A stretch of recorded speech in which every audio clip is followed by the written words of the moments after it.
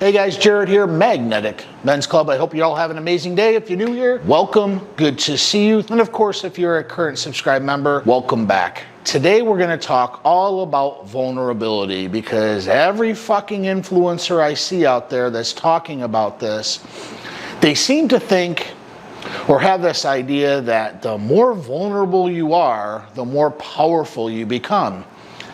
And I think that's just simply fucking nonsense. Vulnerability, like any other thing, is a tool, and you need to know when to become vulnerable, of course, but you also need to know when to use vulnerability to your advantage, but more importantly, when not to be vulnerable. And so in this video, we're going to talk all about vulnerability, some of its advantages, of course, and then obviously its disadvantages, and really when not to use it. So let's get right into it. Is showing your true self, removing your mask, a new sign of strength? Well, if you ask some of these influencers out there, they said, absolutely, you want to be your most authentic self. And I agree, yes. This channel often talks about removing your mask and living a life of purpose, living a life that you can be proud of. And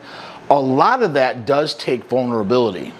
But is it always true that in every situation you should be vulnerable? Should you always be open? Should you always be expansive?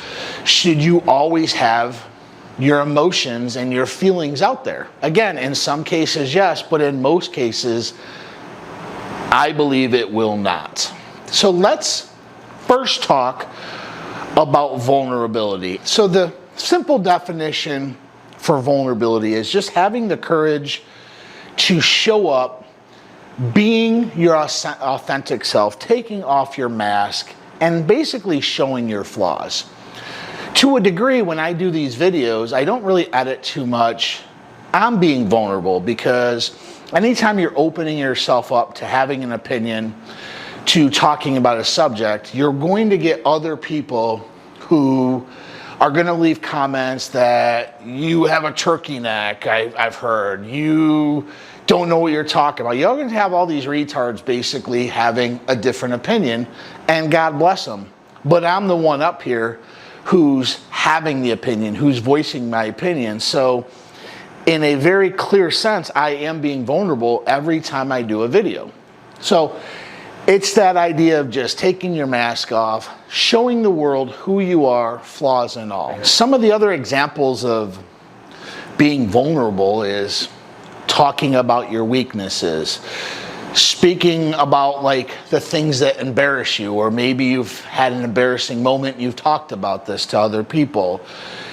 Maybe even sharing an unpopular opinion. In a lot of cases in society today, there's a lot of people who have different opinions on what the current narrative is, but they're too scared to go against that opinion, too scared to go against the narrative because they don't want to be seen as vulnerable. They don't want to have an opposite opinion.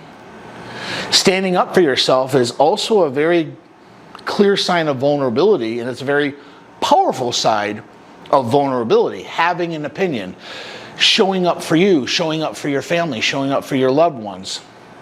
Confessing your love, telling somebody you love them is absolutely a sign of being vulnerable. And this is a powerful sign of being vulnerable in most cases. Crying in front of people is another sign of being vulnerable. And then, of course, asking for forgiveness. So in all of these different contexts, depending on the situation, using vulnerability as your tool can actually help you in that situation. But using vulnerability as a blanket, always using it, can lower your power, can lower your status. So basically, in a nutshell, anytime you put your ego on the line and do something that could hurt you, you're being vulnerable. When you risk embarrassment, public criticism, and the big one, shame. This is when you're being vulnerable. Again, the YouTube channel is a perfect example of this. I get people who love my content. I get people who hate my content. And it depends on which content I'm talking about. either way, I'm putting out me, I'm putting out my work, I'm being vulnerable in this situation. And it does take courage. It does take courage to sit in front of a camera. It does take courage to tell a loved one that you love them. It does take courage to be vulnerable. The question is, should you always be vulnerable? No. So let's just talk about the biggest drawback of vulnerability. In all of those situations that I explained before, you're showing weakness to a degree. You're showing some type of weakness. And you don't always want to show your weakness, because there's a very thin line between being vulnerable and being pathetically weak. And a good example of that is in leadership. If you're a CEO of a company, maybe you're a leader in the military, you have a squad behind you, anytime that there's a leadership position, 9 times out of 10, probably 10 times out of 10, you do not want to show any vulnerability at all. You want to be that strong, stoic leader who might not have all of the answers, but you're going to pretend you do, because there's lives on the line, there's people who depend on you, and they don't want wishy-washy. This is one of the few times that the people behind you are looking at you for the answers. And it's up to you, even if you come up with the wrong answer, to make that wrong answer the right choice. And so if you're out there emoting to your subordinates on how you're scared to make this choice, or how you're scared to lead them, or how maybe there's a war and you're about to go into battle and you're out there crying and saying you're scared, you're going to make that whole situation much worse. So being strong, being stoic, not showing your emotions, not being vulnerable is an absolute must in pretty much any leadership position. Another big no-no, in my opinion, is vulnerability in relationships. Now stick with me, not all relationships, not all the time, but a lot of authors, a lot of influencers, a lot of books I read on this kind of have this idea, they open up about the struggle in all of their insecurities. And I don't believe that in every single relationship, a couple should talk about everything. Everything should be on the table. I don't generally agree with that, especially if it's a situation in the past where it just doesn't matter anymore. The past is the past. I don't think it's a situation where you need to keep dredging up an embarrassing situation, something where you were very weak. I just think it disempowers you, and it also disempowers the relationship. So generally speaking, in the beginning of a relationship, opening up, emoting too much, this is what I talk about in a lot of my videos, for a man to talk about his past and bring up his feelings and how he just loves this new girl and how he'll marry her and do everything. This is being vulnerable, but this is being vulnerable in a negative situation, because you don't know where she is at yet in this relationship and you're emoting too much. So vulnerability in the beginning, the front part of a relationship, I say, is a huge no-no. And if you do, just remember, every time you become vulnerable to a woman, let's just say you're on a second date with her and you want to tell her you love her, or you want to ask her to be exclusive with you when you guys really haven't discussed that yet, you're putting yourself out there. And because you don't know where she's at in this relationship, if you blurt out, "I love you," and she says, "Thank you," you've just weakened your power position. You just weakened yourself. You weakened the relationship. You kind of made her feel like she's less attractive to you because you're on page 32 and she's on page 7. You guys aren't even on the same page. So in the beginning of a relationship, I always say you almost want to mirror her actions. Ladies, you want to mirror his actions. You want to kind of see what page you guys are both on. before you start opening up too much, before you start putting yourself out there, before you start being too vulnerable. Vulnerability done wrong is always lose-lose.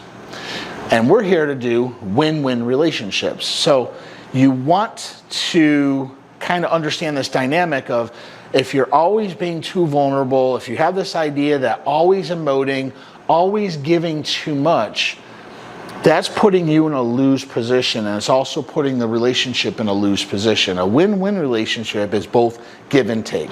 So I'm going to paraphrase in this relationship book that I read, and I'm not going to give the author's name. And this is what the author suggests. The situation is very simple. The guy is overly jealous of this girl and her workmates kind of relationship, okay? And he suggests to have a conversation with her that goes like this, and I'm just going to read it.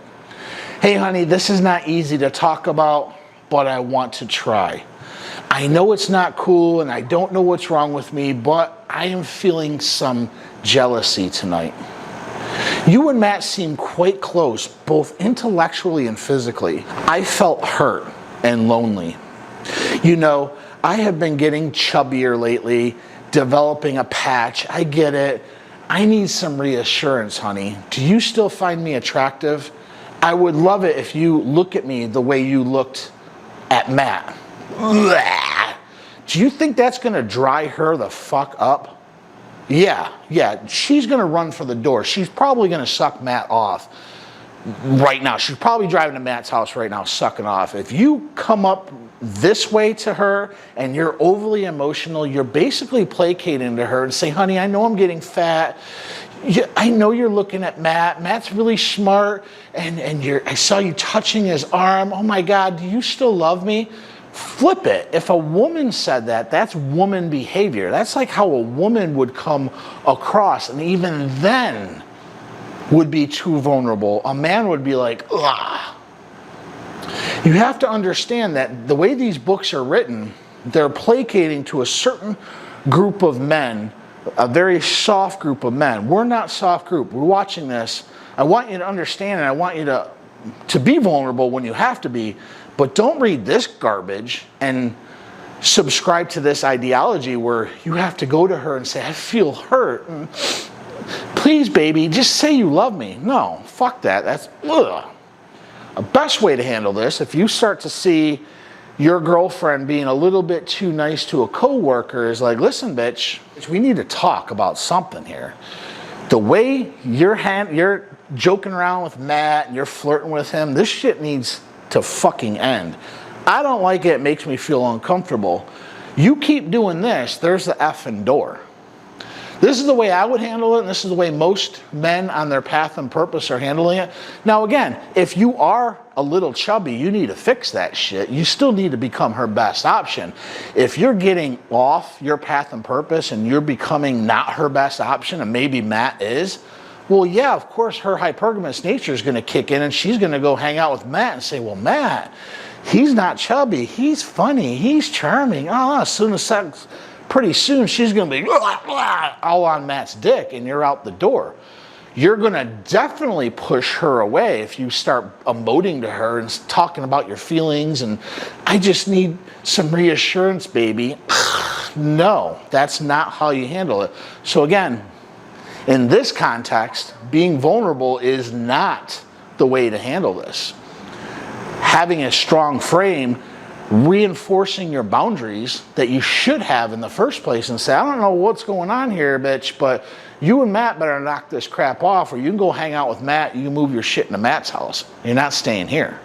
This is how you need to handle it. And if she goes, then you won either way. You're like, fuck, great, I gotta deal with her no more. You need to have that strong frame though. Not being emotional, not being vulnerable at this point, that is not going to work. That is a surefire sign of her leaving. That's a sure sign of her drying right out and never wanting to have sex with you again. There's a lot to gain from hiding your vulnerability in situations like this, in a leadership role, in relationships where maybe a boundary is starting to get crossed, maybe you feel a certain way in a situation.